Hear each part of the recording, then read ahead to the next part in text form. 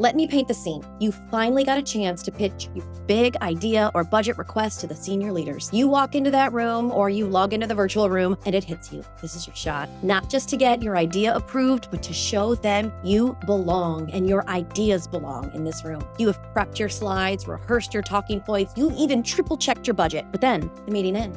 And instead of a yes, you get a let us think about it. That's exec code for you're not getting the green light, at least not anytime soon. And the real kicker, you might have had a great idea, but the way that you pitched it, that's what failed you. So in this video, I'm gonna walk you through the 5 common mistakes people make when pitching to execs. And I'll tell you exactly what you need to do instead. These tactics are quick, they're fixes, and you can implement them immediately to boost your chances of getting a yes at your next big moment. So let's jump right in. Mistake number 1 is burying the lead. Let's say you're a product manager pitching a new feature, and it's a feature that would make your app so much more competitive, but you spend the first 10 minutes of the meeting reviewing timelines and talking about roadblocks of the last sprint. Or maybe you're in sales enablement and you are pitching a new training tool, but you walk them slide by slide through a demo before you tell them the return on investment. Here's the problem. You buried the lead. Executives want to know 2 things and they want to know them fast. What are you recommending and what's at stake if we don't do it? And if you don't get to those within the first minute of your talk, well, they're going to be checking their email. So here's what to do instead. Open with something like, I'm recommending we invest in X. And if we wait, we risk losing Y. Here's how that could play out for real. I recommend that we invest $200,000 in an AI-powered customer support system. We are already seeing a 15% increase in churn among our enterprise clients,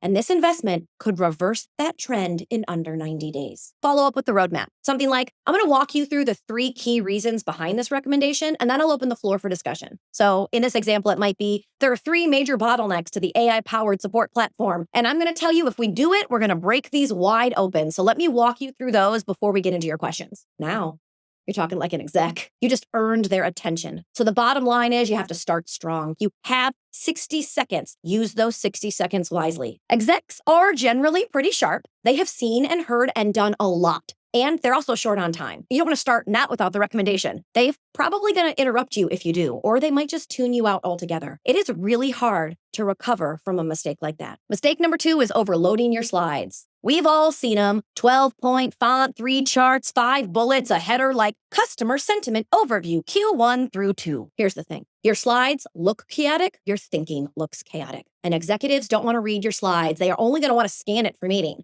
So instead, here's what you do. 1 idea per slide. No exceptions. You have to give the idea room to breathe. And you want to use action-based titles. So instead of customer sentiment, try renewals dropped by 12% last year. Time to intervene. Also, visually highlight what matters. You've got circles, arrows, bold text. Call out where you want them to focus. So for example, you are showing some customer retention data. Instead of a very dense screenshot of your spreadsheet, use a line chart with 1 red line showing the drop. And then a title that calls out your point. We're losing high-value customers. Then you, as the presenter, give the voiceover. Highlight the customer segment that is most important. Explain to them why you're calling them out and reinforce that you can solve this now with the recommendation that you are giving them today. If your exec has to wonder about what's the point of this slide or where you want them to look on the slide, you've already lost them. You won't get a yes. You just wasted their time and you probably wasted many days and weeks of your own time. And if you're already thinking, I have so much detail, I want to show them all that went into my decision. Hey, all the work you did was great. Your exec just doesn't need to hear about it.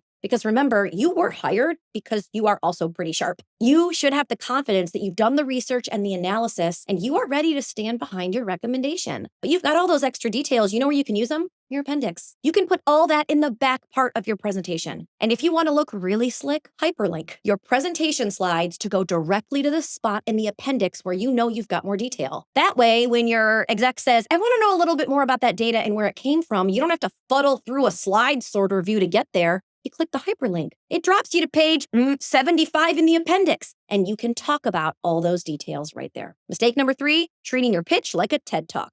Don't get me wrong, I love a TED Talk. TED Talks are great, but they are not the same as business pitches to executives. This is not a performance. You're meeting with the executives for a decision point. So the executive isn't looking to be inspired in the middle of your quarterly business review. They're looking for the business decision you want them to make so the business can move forward. So here's how you do it. You need to have a long and a short version of your talk ready to go. Even if you are given a 30-minute time slot, you better prepare a 5-minute version of your talk. You know why? Exec schedules get cut all the time. So there's a good chance they're not going to have 30 minutes by the time you get there. Also, someone might have presented before you and didn't stick to their time slot. So you're the one with the short end of the stick. So if you're ready with a 5-minute version, you'll be ready if something gets cut. Next, make sure you're ready for Q&A. You should leave yourself enough time for Q&A. Double check if that 30 minutes is all inclusive. And if it is, give yourself 5 to 15 to present, the rest of the time for Q&A. So you might walk in and give your high-level recommendations and then be ready to have that conversation. That's going to help elevate your presence and get you closer to the yes that you wanted. So let's say you're in L&D and you're proposing a company-wide training program. Instead of walking them through course curriculum for 15 minutes, what you could say is, this training addresses our top 3 manager skill gaps. And if we could launch this in the next 30 days, we will see great projected growth for both engagement and for feedback. I've got sample data for both. Which one would you like me to go into first? Now they're not just sitting there listening to a pitch. They are part of the conversation with you. Notice that if your executives are nodding their head, not in agreement, but in yeah, hurry up, get to the point, you've probably already lost them. Or maybe you noticed they already started multitasking and doing something else, because no one's really as good as faking multitasking in a virtual meeting as they think they are. So then you've lost them. Your job is to be brief,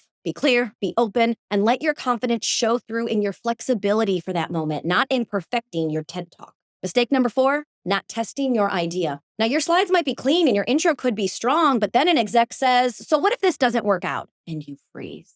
All because you didn't stress test the ask. Executives are trained to pressure test proposals. That's their job. And if you're not ready with your pitch, it's not going to survive. What you can do instead, anticipate what their questions could be in 3 categories. Money. Is this going to drive up revenue or drive down costs? Market. Is this going to drive up market share or drive down time to market? Exposure. Does this drive up customer and employee retention or does it drive down our risks? So let's say you were proposing a new tech platform. You should be ready to handle these questions. How do we make more money or save money with this platform? How will it give us a competitive advantage or help us get new products in the hands of our customers faster? How does this help our customers? How does it help us keep them? How does it help us keep our top talent? What security risks do we open ourselves up to with this platform? Then have your backup materials ready. You got your ROI models, your case studies, your quotes, your risk mitigation plans. They're all there for you, ready to go in your appendix, even hyperlinked so it's a smooth experience for the execs. I'm not saying you need to have all of the answers on the spot, but what you do need to do is prove that you, as the recommender, have thought those through. Last up is mistake number 5, and that's practicing the wrong way. Maybe you did practice. I hope you did. But then someone throws you a curveball question and suddenly you're scrolling through your slides, you're stumbling, you're spiraling, and it's all because you didn't practice the way you were going to deliver under pressure. I'm not going to sugarcoat it for you. Speaking to execs is a high pressure situation. Not only is your idea on the line, but so is your reputation, both as a current or as an aspiring leader. No one just knows how to handle high pressure situations. You have to be tested. There's a reason championship sports teams do well when they have veterans on the team. These seasoned players know how to manage stress and the mental load of a high pressure situation. So here's what you can do to put yourself in the best position to get the yes. Rehearse with someone who can challenge you. Have them role play a tough exec. Give them a persona. Be very specific on the ask. Hey, friend, I'm going to need you to be Bati. You're the COO and you care about speed and operation. Listen with that in mind. Then simulate that room during a practice session. Practice navigating the appendix. Have your person pretending to be Bati tell you, I don't get it right there. Stop. Let them be a little aggressive. And what you need to do is keep your cool and manage your defensiveness. This is where I see people fail all the time in pitching to execs. They get super defensive about their ideas. And it makes sense. You put the hard work in, you care, you want them to say yes and see the world the way you see it, but they're just doing their job. So you've got to keep your cool when you pitch to execs. You can't let that get to you. So practice in that situation. When you're with your coworker doing a rehearsal run, they throw a question at you and you breathe, you pause, you wait, and you own it.